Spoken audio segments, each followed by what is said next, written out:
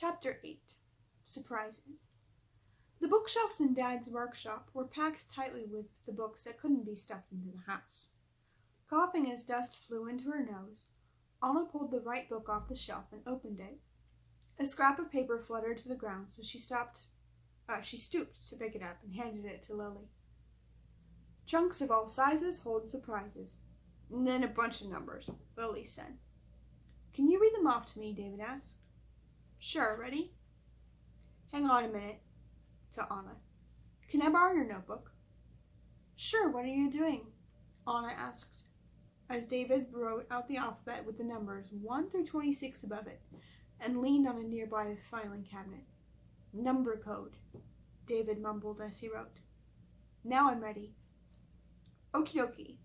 2, 21, 20, 20, 8, 5. 15, 14, 5. 20, 8, 1, 20, apostrophe. Apostrophe? Yep. Oh, sorry. For a minute there, I thought you'd invented a new number. Lily giggled and then began to read off numbers again. And after the apostrophe, there's a 19, then 13, 1, and 12 twice. 8, 15. 12, 4, 19. Pausing for breath. 28, 5. 2, 5, 19, 20. 15, 6. 1, 12, twice again. What does it say? The girls chorused, looking over his shoulder. But the one that's small holds the best of all, he read. Wahoo! Okay, folks, look for small trunks, Anna whooped. The first logical place to look for it was in the dollhouse, and the only other was the box of dolls' furniture. Usually they would have made a mess in the dollhouse to accomplish their mission and cleaned it up later. But they had been told by two solemn-eyed little girls that the Queen was coming for Gracie's birthday and everything must be tidy. The three were as careful as if they were in a museum, but this took quite a bit of patience. Finally, after what seemed like an eternity of kneeling, carefully searching, and rearranging a room exactly as it was before David's slave scattered it, they found a trunk that held something other than tiny clothes and many Christmas decorations. Deep in the bottom of the little trunk that served as the grandfather's desk lay two small packages. The first was wrapped in a piece of pink sparkly fabric, and it didn't occur to any of them that this might be Gracie's birthday present. Anna stared at the small pair of purple sandals that she had just unwrapped. Then her gaze traveled to the worried glances of her siblings. So do we open the other one?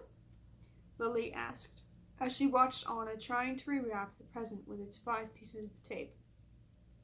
Well, I don't see another way to find the clue. We checked every other trunk we can think of, David said. What about the car trunks? Anna asked, after carefully tucking the first present back into its trunk. Oh, I never thought of that, Lily said thoughtfully. A quick investigation showed that the second present, wrapped in leftover paper from David's birthday, was their best and only option. You open it, Lily, Anna urged her. Okay, but if it's a clue, you get to read it, and if it's a present, you might get to rewrap it, Lily answered. Seconds later, thunderous whoops of joy erupted from all three treasure hunters.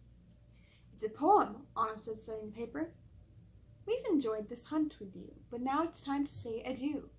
Collect your prizes and enjoy. 1 for each girl and 1 for the boy. All right, decoder extraordinaire, some of these letters are faintly underlined, so it's your turn. David took the clue that was passed to him and replied, Okie dokie, may I borrow your notebook? I should give him one for Christmas, Anna told Lily as she handed her brother the small spiral-bound notebook. I could give him business cards, multi-camouflage background. David, woodworker, amateur coder, computer coder, and decoder extraordinaire, Lily daydreamed. Coder and decoder, Anna chuckled. I'm not sure. Yeah, I'll have to check again, but I think it says.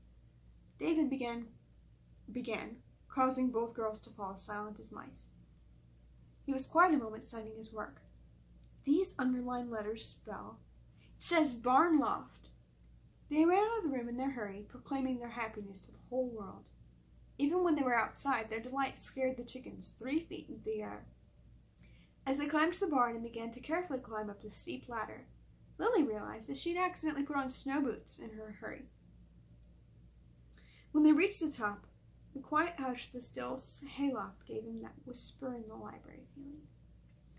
"There it is," Lily gasped in a hoarse whisper, pointing to the 3 tastefully wrapped packages sitting on top of a hay bale. "One for each girl and one for the boy," Anna quoted softly as they tiptoed over to the stack. David handed a flat package to each of his sisters and took the small round one with his name on it. They sat down on the rough planks of the loft floor and tore into the wrappings. The library-like hush was soon broken by their squeals of delight for their gifts. David was thrilled with a can of ammo for his BB gun. He stuffed it into his bottomless pocket with a gleam in his eye. Lily's gift was a journal decorated in the vibrant greens, browns, and pinks of summer. "What did you get, Anna?" they both asked their sister. She looked up from her reading and smiled. "It's a journal much like Lily's, only the colors remind me of the seashore." Then she showed them a series of photographs that the Olden Borings had taken of them finding clues to the treasure hunt. Every moment was there except this last one, of course, even when they were unwrapping miniature presents at the dollhouse. Lily noticed writing on the next page and asked what it said. Anna cleared her throat and read aloud. "Dear Anna and her fellow treasure hunters, we are glad you successfully found the treasure, and we want you to know we've had a great time as well. We hope you enjoy your gifts, but please enjoy even more the other treasures you have gained. Sweet memories of a summer adventure with your best friends. Love, Amy and Kate, the Olden Borings. P.S. Anna, enjoy scrapbooking these pictures or whatever you want to do with them. We'll give you the last picture in the future." The 3 happily made their way down the ladder and began to walk to the house. "What's for dinner?" David asked, his stomach reminding him that excitement made him hungry. "I'm not sure, but in the rush, I thought I saw hamburger buns," Lily reported. The treasure hunters raced to the door, catching Amy and Kate on the porch dusting hay off their clothing. "Thank you so much, you not-so-old and not-so-borings," Anna said, with the other siblings echoing her thanks. She gave both of them a hug, being careful of the camera Kate was holding. "You're welcome," the big sisters replied, smiling. "So are we really having hamburgers for dinner?" David asked, while they all stood in the mudroom and slipped off their shoes. Amy said, "I guess that's your next mystery." The end. And there's a page called About the Author. It tells a little bit about me. And these 2 are my favorite pages in the back here. The author wishes to thank God for creating poetic ways of using words and for writing the best story ever. My parents for being my best critics and encouragers. Perry Elizabeth for assisting and inspiring in every way, especially with this new edition. Amy for being my co-Olden Boring with a sense of humor. Paul for giving me all those hilarious adventures on paper and in real life. You are hilarious. Anna for always wanting to know what happens next and giving me good ideas. The little sisters for loving me, inspiring stories, and letting me test my latest creations on them. The neighbors for telling me what cows like to eat. My aunt for giving me a hilarious lesson in German to get that signature. The pen pals for enjoying the story even before it was edited. And my readers for 6 years in this together. There you go. Hope you enjoyed. I had fun reading aloud. Have a good day.